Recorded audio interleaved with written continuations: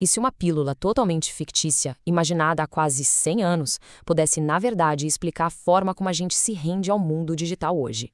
Olha só, nesta análise, a gente vai mergulhar nas ideias de dois pensadores poloneses que foram verdadeiros visionários, para entender como a mente humana pode ser, bem, cativada, tanto pelas grandes ideologias do passado quanto pelas tecnologias do nosso presente.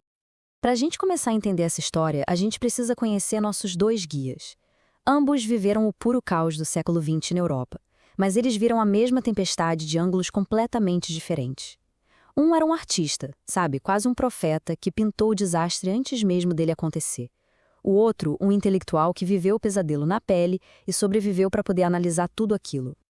E é exatamente aqui que a coisa toda fica fascinante. A ficção de um deles se tornou basicamente um manual de instruções para decifrar a realidade do outro. O Wittgenstein escreveu um romance distópico sobre a rendição da alma, e anos depois, o Miloš usou esse mesmo romance para explicar por que tantas mentes brilhantes ao redor dele estavam se rendendo na vida real. A sacada do Miloš foi simplesmente genial. Para entender como intelectuais podiam se entregar de corpo e alma a uma ideologia opressora, era preciso olhar para a metáfora de uma pílula mágica inventada num livro. De repente, a ficção parecia explicar a realidade de uma forma que a própria realidade não conseguia. Então, vamos entrar nesse mundo profético do Wittgenstein. Lá em 1930, no romance dele Insaciabilidade, ele imaginou uma Europa que estava no limite, sabe? Vazia de propósito, sentindo o peso de uma nova ordem mundial que se aproximava como uma sombra. Nesse mundo, a Europa estava esgotada espiritualmente. Uma tal de muralha chinesa móvel se aproximava, que era uma metáfora para uma nova ideologia coletivista. As pessoas sentiam uma angústia profunda, uma falta de sentido e, ao mesmo tempo, um desejo insaciável por um propósito, qualquer que fosse. O Wittgenstein, que viu de perto a Revolução Russa, tinha um nome para essa ameaça: o formigueiro. Uma sociedade onde a individualidade é vista como um erro a ser corrigido. Agora, imagina só viver com essa ansiedade constante de ser você mesmo, de ter que fazer escolhas o tempo todo. Diante desse peso, que é quase insuportável, surge uma solução, uma promessa de alívio total. Mas ela não vem na forma que a gente poderia esperar. Os invasores no romance do Wittgenstein não chegam com armas, tanques de guerra, nada disso. A principal ferramenta deles é muito mais sutil e muito mais poderosa. Eles trazem um instrumento de paz. E aqui está o coração da profecia do Wittgenstein, a ideia de que as pessoas trocariam de bom grado a sua liberdade, a sua essência, por um sentimento de paz, de certeza e de pertencimento. A liberdade dói, né? E a pílula de Murtbing promete o fim definitivo dessa dor. Agora, a gente avança algumas décadas no tempo. Czesław Milosz, vivendo sob o regime soviético, olhou para essa pílula fictícia e viu nela a alegoria perfeita para a ideologia muito real que ele estava vivendo na pele e que tinha seduzido tantos dos seus colegas intelectuais. Para o Milosz, a pílula era a metáfora perfeita para o materialismo dialético, a ideologia oficial do bloco soviético. Pensa comigo, a pílula curava a dúvida metafísica. A ideologia oferecia uma nova fé que explicava absolutamente tudo. A pílula acabava com a ansiedade. A ideologia acabava com o peso de ter que pensar criticamente. As duas prometiam harmonia e conformidade total. Aceitar a ideologia era literalmente como engolir a pílula. O mundo caótico de repente fazia sentido e a pessoa ficava aliviada da responsabilidade de pensar por si mesma.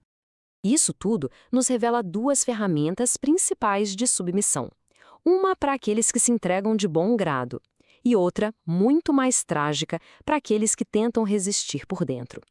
Então, a gente tem dois caminhos. O primeiro é a submissão total, tomar a pílula, acreditar nela e pronto.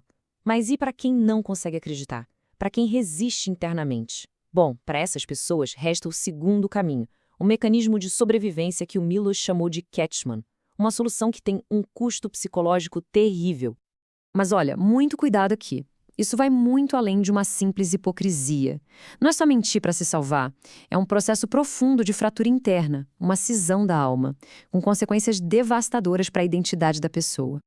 E aqui está o horror final desse mecanismo. O dissidente, com o passar do tempo, ele esquece que um dia foi dissidente. A performance vira a única realidade que existe. A máscara, literalmente, devora o rosto. Tudo isso nos leva a uma pergunta fundamental. Ok, esse modelo do século XX, de uma pílula única, imposta de cima para baixo por um Estado, ainda se aplica na nossa sociedade de hoje, que é toda conectada em rede, toda fragmentada? A grande questão é que a ameaça do formigueiro não sumiu, ela só se modernizou.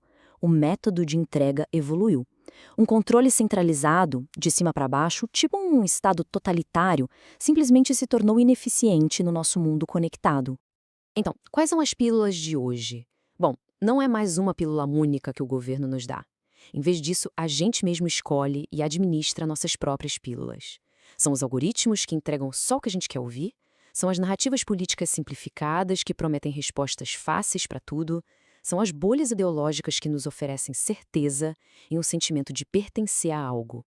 O que o Witkassi e o Miloš diagnosticaram, no fundo, foi um desejo humano, talvez universal, de escapar da dor da liberdade e da incerteza. Esse desejo não foi a lugar nenhum. Hoje, ele talvez seja até mais forte e é alimentado o tempo todo pelas nossas novas ferramentas digitais. O ensaio que baseia essa análise sugere que essa angústia existencial, essa insaciabilidade que o Witkassi descreveu, não é um defeito a ser curado, mas sim a prova da nossa humanidade. É o que nos impede de nos tornarmos só mais uma peça no formigueiro. E é importante dizer que toda esta análise que a gente fez aqui foi baseada no ensaio A Insaciabilidade e a Conformista Rendição, de Daniel Alvão de Carvalho Júnior, que traça essa conexão brilhante entre os dois pensadores.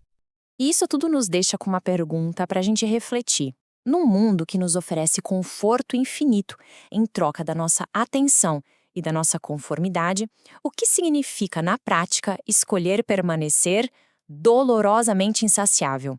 Como é que a gente resiste à tentação de tomar a pílula digital que está sempre ao nosso alcance?